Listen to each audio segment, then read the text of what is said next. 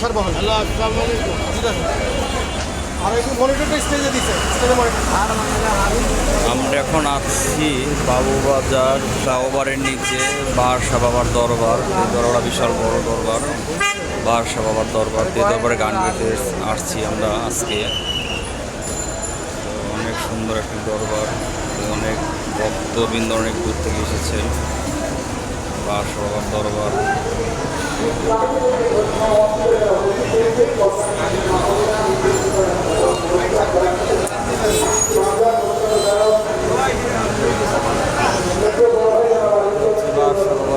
আমরা আসছি, এসে দেখি অনেক ভক্তবৃন্দ এসেছেন এই জায়গায়।